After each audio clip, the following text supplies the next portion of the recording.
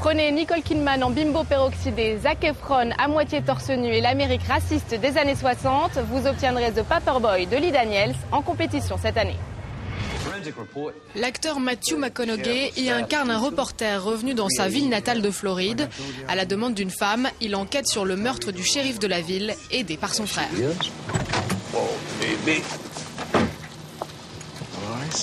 Good morning, Miss Blair. Look at Daisy May. Look just fine. Hope he likes it. I've been looking as an actor for something. Je recherchais en tant qu'actrice quelque chose de plus cru, de plus dangereux en termes de performance. Et ce projet est arrivé. C'est mon travail de ne pas me censurer, de ne rien juger en fonction de mon ressenti personnel. Et je suis là pour incarner une vérité.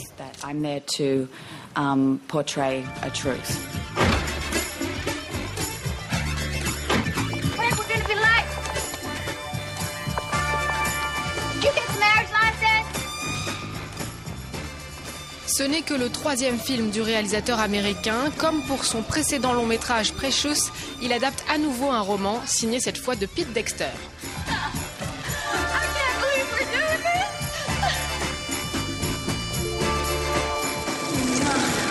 Il y a 3 ans, Lee Daniels présentait ici à Cannes son film Precious. S'il avait alors été salué par les critiques, peut-il attendre la même chose cette année? Réponse tout de suite.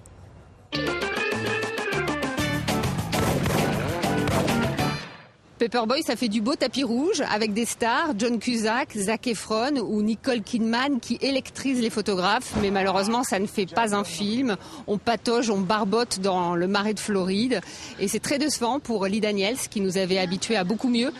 Certes, l'intrigue policière est aussi épaisse qu'une feuille de papier cigarette, mais elle est surtout un prétexte pour nous embarquer dans ce moite sud des États-Unis. Alors bien sûr, c'est poisseux, c'est parfois sordide, mais c'est surtout réjouissant, notamment grâce à l'interprétation exceptionnelle d'une Nicole Kidman ou d'un John Cusack qui, on peut le dire quand même, cabotine un peu.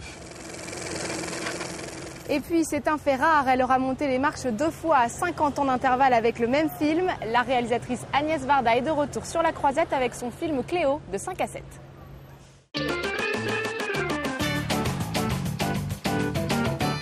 Bonjour Louise. Bonjour Agnès. 2 sélections à 50 ans d'écart. Est-ce que les choses ont beaucoup changé à Cannes? Ce qui est rigolo, c'est d'être à Cannes et d'avoir rien à vendre. En fait, je suis pas en compétition. J'ai rien à attendre. J'ai eu la chance que le Centre du cinéma et les Archives nationales décident que j'étais une classique, que j'étais dans le patrimoine français. Non, mais c'est surtout rigolo déjà. D'être sélectionné 2 fois avec le même film, ça devient une plaisanterie presque. Cléo de 5 à 7 ou l'errance dans Paris d'une jeune femme hantée par la mort. Coquette et narcissique, sa peur d'avoir un cancer va la transformer. Un film de 90 minutes tourné en temps réel avec dans le rôle de Cléo l'actrice Corinne Marchand.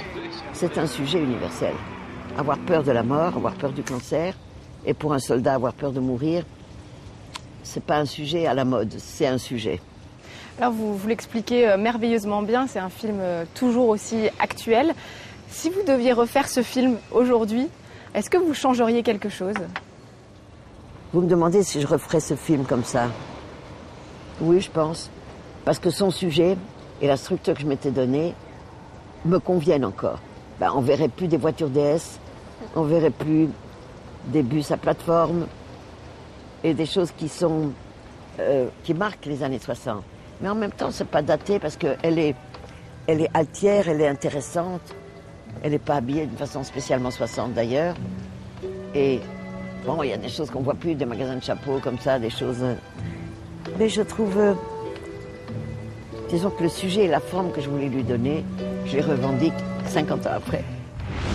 À peine 20 ans, elle découvrait Cannes et montait les marches avec le sulfureux film de Maurice Pialat, Sous le soleil de Satan. Un quart de siècle plus tard, Sandrine Bonner est toujours actrice. Elle est aussi devenue réalisatrice. Elle présente un film poignant sur un sujet délicat, la mort d'un enfant. C'est l'histoire d'une renaissance et d'un deuil impossible. Après 10 ans d'absence, Jacques ressurgit dans la vie de Mado. Le couple s'était aimé puis séparé après la perte de leur enfant. Un film très personnel. Je me suis dit, mais moi Sandrine, qu'est-ce qui ferait que je basculerais comme ça? Quelles seraient les raisons qui me feraient basculer? Je me suis dit, un enfant, la perte d'un enfant, il n'y a que ça qui pourrait me détruire. Pour sa première fiction, Sandrine Bonner signe un film douloureux mais servi par une mise en scène épurée, au plus proche des émotions. Pour moi, le cinéma, ça doit être ça, en plein cœur. Et là, c'est le sujet, c'est ça, c'est en plein cœur et en plein ventre. C'est le trou dans le ventre, c'est la perte de quelqu'un.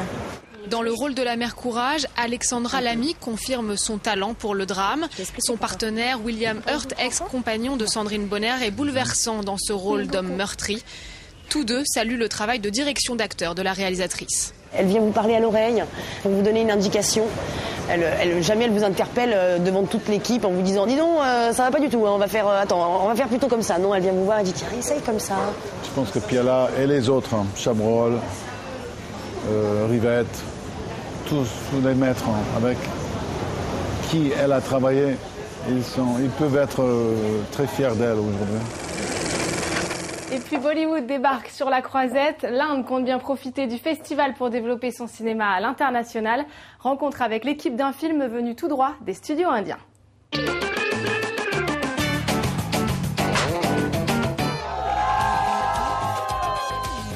Ils sont venus en bande pour défendre leur film. Un polar 100% indien, une première à Cannes. Je me sens tellement fier de présenter ce film. Je suis vraiment content d'être là.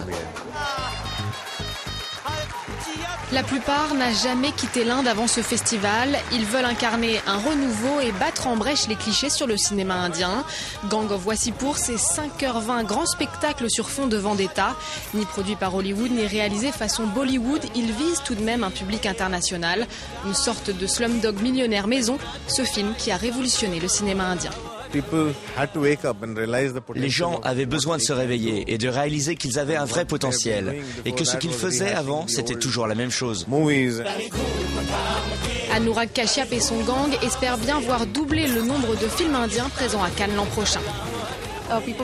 Chez nous, on fait des films pour raconter des histoires et toucher les gens. Il n'y a pas de limite au nombre de gens que l'on peut toucher. Je crois que la plupart des histoires sont universelles. Une vision résolument optimiste, qu'importe les caprices du ciel cannois. C'est comme la saison des pluies à Bombay. Mais à Bombay, quand c'est la saison des pluies, nous n'avons pas de festival. Et oui, le festival de Cannes fait la pluie et le beau temps pour les films du monde entier. C'est là-dessus qu'on termine cette émission. À demain et d'ici là, retrouvez-nous sur france24.com ainsi que Facebook et Twitter.